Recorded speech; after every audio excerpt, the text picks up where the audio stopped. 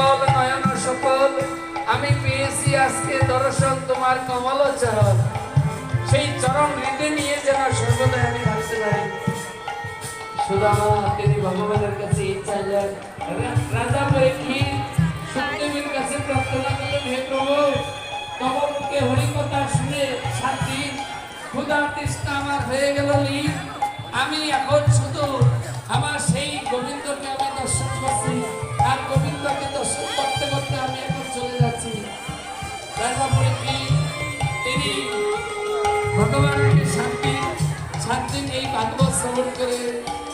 ভগবানকে দর্শন করে ভগবানকে দর্শন করতে করতে ভগবানের গুণগান কীর্তন করতে করতে দেহ ছেড়ে চলে গেল এই শ্রমিক মুনির পুত্র সত্যি এবং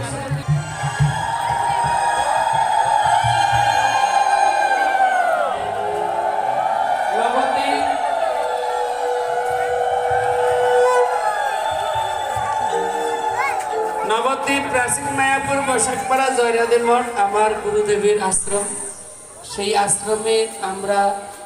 আশ্রিত সবাই সেটেল আমরা এসেছি এখানে ভাগবত কথা বলবার জন্য এটা আপনাদের কৃপা আপনাদের কৃপায় যা হয়েছে আপনাদের কৃপায় কিন্তু আমাদের ভুলবশত কথায় হোক আচরণ হোক যদি কোনো ভুল ভ্রান্তি হয়ে থাকে কৃপা করে ক্ষমা করবেন এই মন্দিরের শ্রী গোপালের কৃপা